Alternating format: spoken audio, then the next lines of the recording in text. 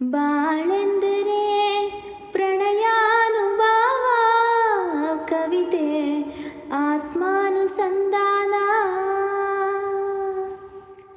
ನೆನಪೆಂದರೆ ಮಳೆಬಿಲ್ಲ ಛಾಯೆ, ನನ್ನೆದೆಯ ಬಾಂಧಳದೆ,